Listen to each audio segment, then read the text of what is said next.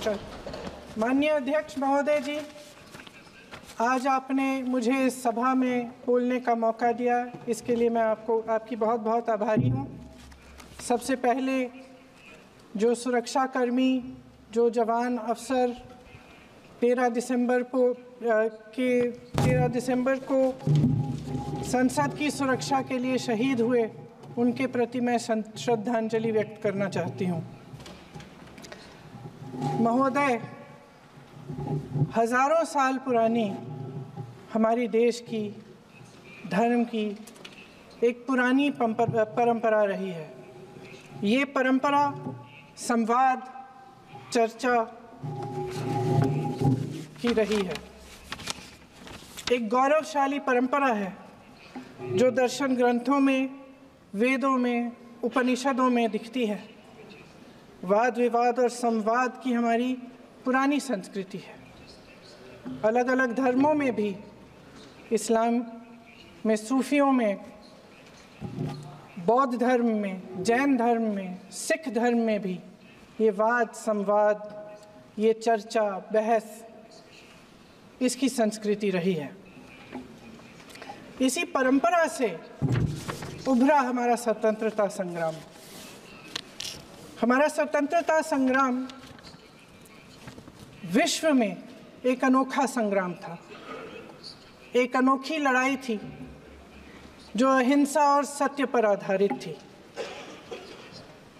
ये वाद संवाद की जो परंपरा है, इसको इस संग्राम ने आगे कैसे बढ़ाया? क्योंकि ये जो संग्राम था, ये जो लड़ाई थी हमारी आज़ादी के लिए, एक बेहद लोकतांत्रिक लड़ाई थी। इसमें देश के किसान, देश के जवान, देश के मजदूर, देश के अधिवक्ता, देश के बुद्धिजीवी, चाहे किसी भी जाति के हों, चाहे किसी भी धर्म के हों, चाहे किसी भी भाषा को बोलते हों, सब इस स्वतंत्रता संग्राम में शामिल हुए। सब ने हमारे देश की आज़ादी की लड़ाई लड़ी।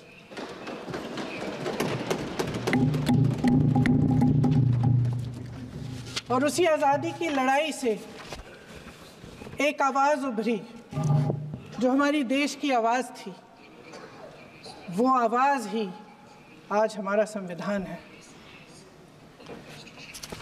साहस की आवाज़ थी, हमारी आज़ादी की आवाज़ थी, और उसी की गूंज ने हमारे संविधान को लिखा और बनाया। ये सिर्फ एक दस्तावेज नहीं है। बाबा साहेब अम्बेडकर, मौलाना आज़ाद जी, राजगोपालाचारी जी और जवाहरलाल नेहरू जी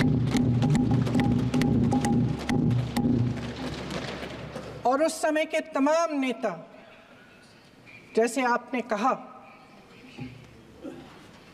इस संविधान को बनाने की जो कार्य में सालों के लिए जुटे रहे। हमारा संविधान इंसाफ, उम्मीद, अभिव्यक्ति और आकांक्षा की वो ज्योत है जो हर हिंदुस्तानी के दिल में जलती है।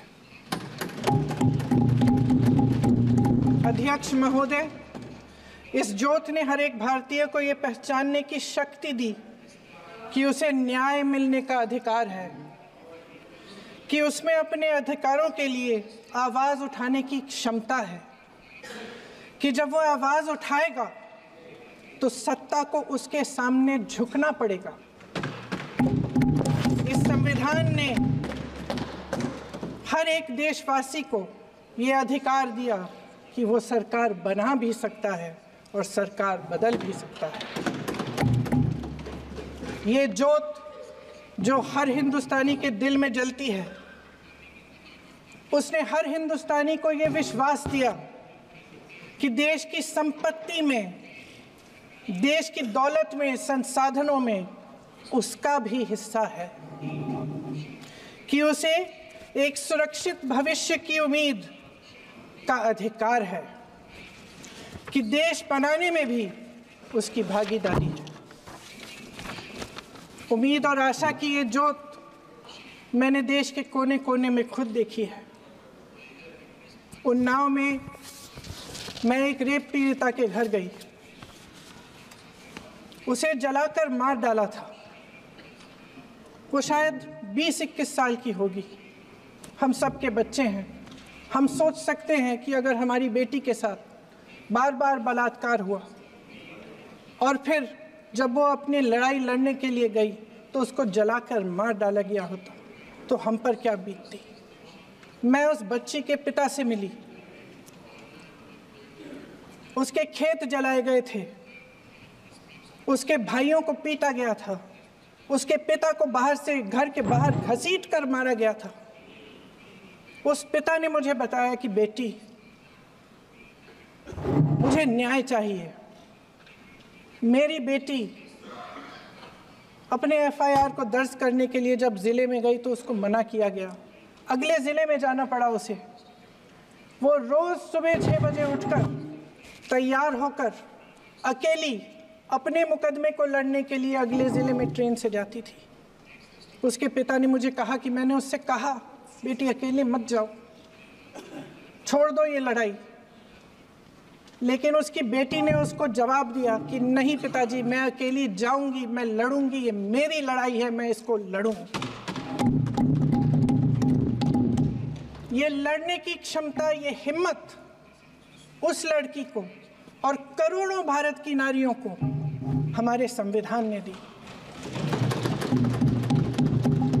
आगरा में मैं अरुण वाल्मीकि के घर गई। अरुण वाल्मीकि पुलिस स्टेशन में काम करता था, सफाई का काम करता था। आप सोच सकते हैं हमारी तरह उसका भी परिवार था। नई नई शादी हुई थी, 2-3 महीनों का बच्चा था। पुलिस स्टेशन में चोरी हो गई। चोरी का इल्ज़ाम उस पर लगाया गया। उसके पूरे परिवार को उठाकर पुलिस स्टेशन में ले गए। आप हंस रहे हैं, लेकिन ये गंभीर बात है। गंभीर बात। शर्म करो, शर्म। अरुण वाल्मीकि को पीट पीट के मार डाला, उसकी बीवी को पीटा, उसके पिता के नाखून निकाले, उसके पूरे परिवार को पीटा गया। जब मैं उस जवान महिला से मिलने गई जो अभी अभी विधवा हुई थी, तो उसने मुझे कहा कि दीदी, हमें सिर्फ एक चीज़ चाहिए, हमें न्याय चाहिए और हम इस न्याय के लिए लड़ते रहेंगे, चाहे कुछ भी हो जाए। ये हिम्मत उस महिला को हमारे संविधान ने दी।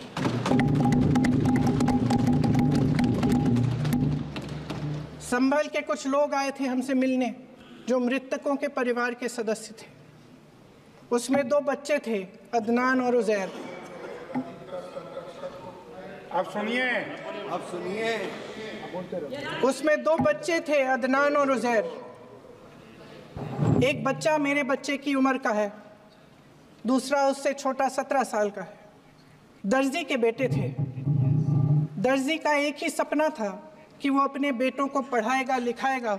एक बेटा डॉक्टर बनेगा, एक बेटा भी सफल होगा दूसरा बेटा भी अपने जीवन में सफल होगा।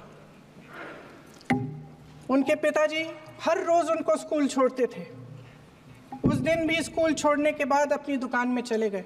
उन्हें पता नहीं था कि विवाद हो रहा है।